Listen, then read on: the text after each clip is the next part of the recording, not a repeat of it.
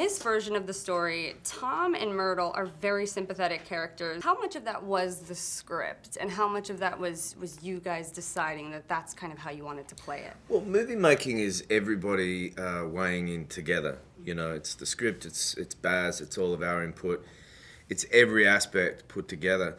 But as far as the way the characters come out in the end, I think that villainy or goodness are just points of view, really. I mean, if you're watching a movie about Tom Buchanan, then Jay Gatsby would be this mysterious wife poaching villain, whereas it's about point of view to me.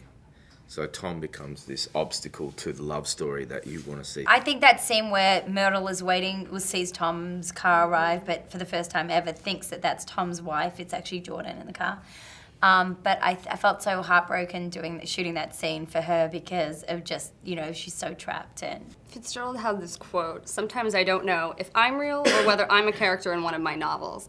And I know when you were working on the film, Joel, you kept your upper-class American accent in between takes.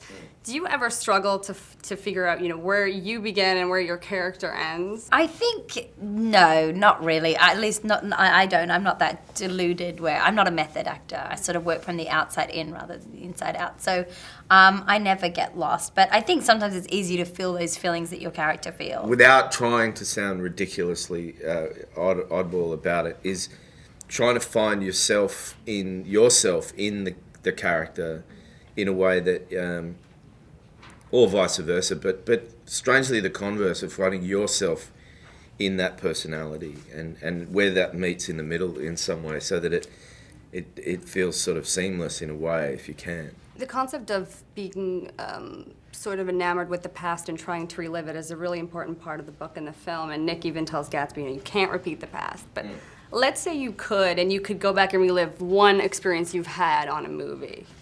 Oh, wow. I would probably, I just shot a movie called Now You See Me that comes out actually coincidentally in a couple of weeks, but I had it was just a really good connection of people, and I just really love the guys on that movie, and I had a really good time with them.